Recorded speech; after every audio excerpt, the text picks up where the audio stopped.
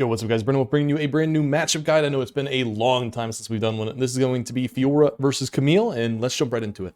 So first and foremost, we're gonna look at the runes here. So I have Conquer, Prince of Mind, Alacrity, Last Stand, Bone Plating, and Overgrowth. There is another rune page I think you could take. I think you could take PTA instead of Conquer. And I also think that you can switch Overgrowth or Revitalize for the extra healing that you get on Ravenous. So those are like the two different ways that you can switch up your runes a little bit. So in this lane, Camille either goes Teleport, Ignite, which is the much more common thing that she does, or she's going to take Flash and Ignite. It's very rare that you see her going Flash and Teleport. It's just not really common for her. So this kind of gives her an edge, right? Because we're not going to actually take Ignite to match her. We're going to keep our Teleport because we want to be able to keep up with her. So in this first level one, what I want to talk about is something very important. Now in this game here, this Camille does start Q, but a lot of the times Camille's start W. And so when Camille starts W, you kind of want to position a little bit differently. And I just want to show that really quick. So obviously when she W's, it comes out into a cone and it goes like this, then comes back down, and it looks like that. I mean, that's a pretty bad drawing, but you get the picture. Now, when Camille starts W, you don't want to be stuck in this area here. You would much rather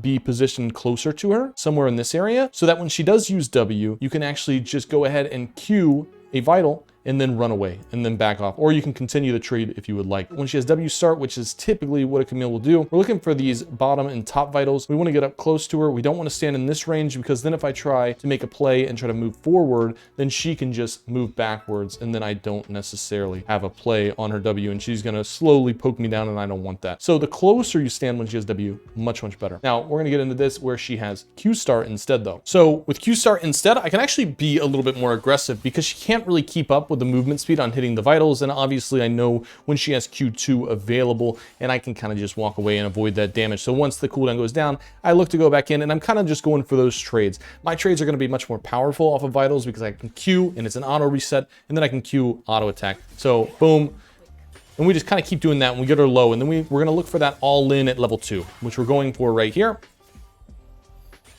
Now, here in this situation, she kind of eased back in a little bit crazy. We keep the trade going. Now, here, we could flash in. We could flash in and take the kill because she doesn't have flash. But if we look at the wave state, not a really good idea, right? Because this wave is pushing back into her. Then she can get control. I'm going to die. She's going to die. And then I have to use my teleport as well. It's much better. We just back up here. And we can maybe look for a Q snipe if she decides to be greedy, which in this game in particular, she does decide to be greedy. So we will see that here, where she's going to walk up and, you know, the flash Q on Fiora, the range is insane. We can close a huge distance with it. So she thinks she's safe right here. She's not safe. We get the movement speed from our Q, from hitting the vital, and then we're able to close the gap and we can do that. Now this seems a little bit sketchy, right? Because we need to push this wave in. But we have to keep in mind, the only way that Camille can actually get to us is by using her E or hitting a slow on W. So as long as I keep that in mind and I have my parry available, I can always create distance. I can also use my Q to go left or right to dodge her E. So I'm pretty safe here, surprisingly. So I'm going to work with my wave a little bit, try to get my HP back a little bit by hitting the vitals as well. Just trying to stay alive. Now she hits that W, I get a little bit scared. So here in this situation, I kind of messed up. I let her hit the W, she got the slow on me, and now what do I want to do to get away from Camille? I want to bait her to a wall. I want her to go to this wall right here, or any wall that I'm close to. I kind of want to run to the wall because she's going to want to E to that wall that I'm running to because she thinks she's going to get the stun. Once she throws the E out, that's when we can start positioning and try to move out of the way. So we'll see that here, where I'm going to try to bait her, go for this wall. She goes for it. Now I have my Q. It's going to take about a second for her to get to the wall and then come back to me, so I have time to create distance and just enough where I don't get stunned and I don't die. So perfect. Now she has no HP. She's got no teleport, and now she's in a very, very bad position, which I'm much safer now trying to push this wave. Now we're just going to go ahead and get this wave pushed in, and we're good to go. We're looking really great right now. Just that one kill. We got to keep our teleport. We're up by 300 gold, and everything looks pretty good. Now we can use our teleport, and we can be much more aggressive, try to set up a freeze or anything like that. Now, what we're going to see here, there is 2 ways to play into Camille. There's 2 ways, and you're going to notice this in every Camille game you play. Camille has insane mobility with her E. She can cover so much ground. I mean, she can go from here and just, you know, make it all the way to here with her E, basically. So there's 2 ways that you can play this. Either you're going to take Ravenous first, but do you want to take the Tiamat first and stay in your lane and then just keep shoving the wave into tower and trying to get turret place, or would you like to roam and try to follow her? The only thing that you have to keep in mind when you're roaming and following Camille is that she's always going to be faster than you. She's always going to be faster than you. So either way, it's kind of a gamble because she might get ahead if you don't roam. So in this game, we decide to follow the Camille, and I'm not going to build Tiamat first. So I will be a little bit late here. We'll see how this fight plays out. Obviously, she beats me big time, so they're able to get a kill there before I can get there. Now we're here doing some damage, and that's great. Awesome. And I do get a kill, so we trade it, which is not the worst thing ever. We go 1 for 1 there, and then I can get back to lane. I've got double buffs, and now we have a freeze setup, so we can basically just hold this. Now, if you take Tiamat, you can't do freezes. You're not going to be able to freeze the wave. You're not going to be able to set it up. So if she roams and fails, you can't really punish her that much without freezing, right? So in this situation, we're going to try to follow her this game on her roams, and we're going to try to keep the wave frozen and try to just absolutely, you know, get rid of all the gold and XP that she's going to be able to get. Now, obviously, it's a little bit harder to do when you get, you know, the more you climb and the more you get used to wave management and such, you know how to leave a wave. So I cut this wave down to 4, and then I can go play with Camille and roam with her again, right? So that's the big thing when you're going to follow Camille. You want to make sure that your wave is set up. You want to make sure that your wave is set up to follow her roam. So we're setting up 4 casters. 4 casters, perfect for a freeze, which gives me all the freedom in the world to go ahead and roam and not miss any of these minions. Well, I'm going to miss some of them, but it's not going to move from this spot, so I don't have to worry about my wave. So now I can move. I can follow Camille. I can play a little bit. I've got double buffs. I'm strong because I followed her, got that kill. And now we just go right back to the wave that was frozen when we left. And even if a fight would have gone off here, we still would have had this wave right here. So I can just stay here and get the healing from the red buff. And we're looking great. And I just sit here. I just sit here. Deny CS, deny gold. We still have that 4 casters. As you can see, that is the perfect number right there. 4 casters. Keep them alive. And now, in this situation, I've got this huge level advantage where anytime that she tries to step up the farm, I want to look for a big trade. I want to look for a big trade, even just using parry like that just to get a stun. You know, I've got vision right here. I know Belveth is dead, so I'm not really too worried about her. I know where the mid laner is, so we're all good. I can get my parry. I can use my parry there to be much more aggressive. But in this situation, we're just keeping the wave frozen, and we're not allowing Camille to go for any CS without being punished. And now you're going to see one of the best things that you can do, one of the most important mechanics in this matchup, is going to be slide parrying and stunning her on her hook shot. So what we're doing here, we'll see that this cannon's going to get low, my cannon. And this is the classic all-time bait where you bait the enemy. She's thinking about getting the cannon, so she doesn't leave right away and she moves back forward. Now, once I get the bottom vital and get the movement speed and I can be in between her and the wall, she's already dead. Because this is the biggest thing. If you can get in between the wall and her, then you can always get the stun with your parry, which is going to be a kill like 9 times out of 10, basically, or maybe like 95 times out of 100. Basically, you're going to get the kill. So I have gotten in between her and the wall, and now there's no way for her to get away from this wall. She has to go to this one. Now let's see what happens if she does go to this wall. She's going to try to get away to it. All I have to do is press parry, and then she'll die, right? She's going to get stunned. Because the way Camille's hookshot works is wherever she lands on the wall, so she lands right here, it's going to create a little circle, and anybody who runs into that circle just automatically gets stunned. Automatically gets stunned, and she can't jump through them. But with Fiora, I can purposely stun myself and use it as a way to parry her because I walk into that circle. So we see that we're able to get the stun off that, and then perfect. This Camille has 18 CS at 8 minutes. I am 3-0, she's 0-2. She's not going to have a really good game. She is going to have a pretty tough game. We're going to go ahead and just shove this.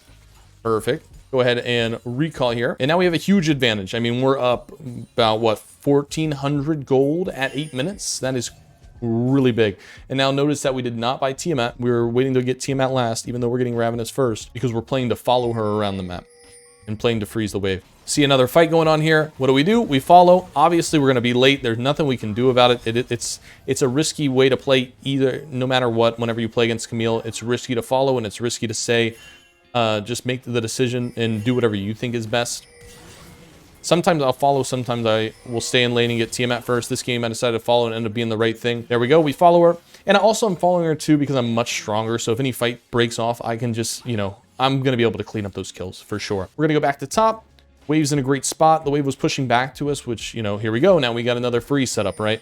Got another free setup. She just, you know, can't farm, can't play the game. It's wonderful.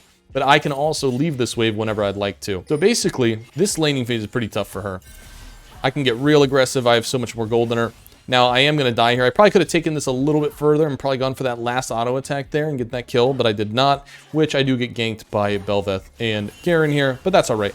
We die here, and that is okay.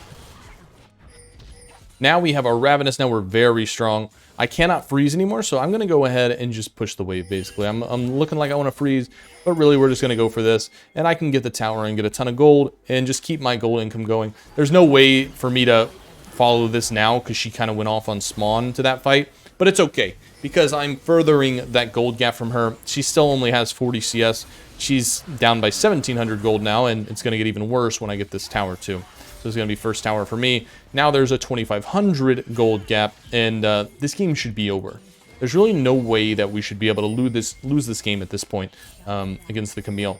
Now there is something else that I want to mention, especially when you're splitting and going into side lanes. There's something that's very important about Camille when we are splitting in side lanes. We don't want to use our parry for her hook shot.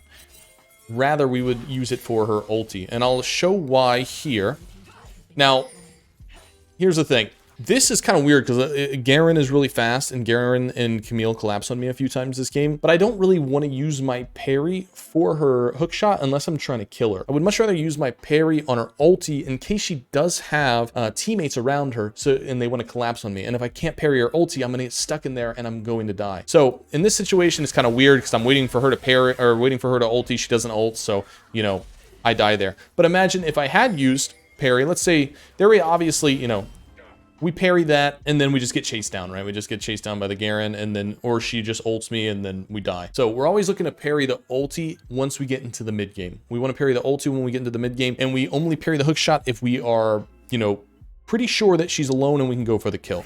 Because if I parry the hook shot, she can still ult me, and then I'm stuck there, and I can't get away. So we really want to parry the ulti from Camille. And you'll notice that actually, this little combo here, the Camille-Garen combo, is kind of tough. I kind of get stuck by that a few times just because there's too many things to parry there. I want to parry the Q from Garen, the R from Garen, the R from Camille. So there's just not enough things there for me. But here's a good example here. When I go for this tower dive, notice how we're kind of just going back and forth with it in the vitals, slowly chunking her down. Well, I go for the kill, and then, you know, needed to use my parry for that, but I thought she was alone, and I didn't, and then Garen shows up, so I die. And that is why we always parry the Camille ulti, right? So I could have parried that, and I could have got the kill and gotten away, but I just didn't, so that's my fault. But basically, at this point of the game, I mean, we're just so strong. We have such a lead on her. You know, she's about 100 CS down. Still, I mean, this is over 3,000 gold difference. I am much stronger than anybody on the map, so I can kind of just run at them, just get all the kills I want, basically. And this game does drag on much longer than it should, but we're just going to kind of play this through, just speed through this a little bit. Because now we're just split pushing, and we're just split pushing opposite side of objective. And just trying to create pressure, looking for any teleport plays or any plays on neutral objectives like Baron or Dragon. I did die there, no good. We're going to jump a little bit here. Let's get to here. So with Baron being up, I'm splitting on the opposite side of the map while these guys are wanting to play for the Baron, which gives me a huge advantage here. Just split pushing, and Camille is down as well. They had just won a fight there. Dive the Bel'Veth. Die to the Garen Camille combo. That combo ended up being pretty tough to play against. But overall, I mean, you get the laning phase. We get the mid game and how we want to play in the side lane, look for the parry on the R, and kind of continue with the trading pattern that we had in the laning phase, realistically. And then we will slowly just win this game. And the faster to win, the better. Camille does scale really well, and she's great for diving the enemy too. So, you know, don't play around in this matchup. Try to get this game over as quick as possible and take advantage of that lead that you have, and you'll come out with a victory here. So we'll just go ahead, because we're just going to keep playing split neutrals. And if she wants to match me, we're going to be able to kill her, so she can't really. And, you know, from the laning phase, we're able to create this huge lead here, and it's going to inevitably lead to a victory. All right, and that's the video, guys. Thank you guys so much for watching. Hopefully this helps you out in the next matchup you play against Camille. So good luck out there, and until next time, peace out. Love you. Bye-bye.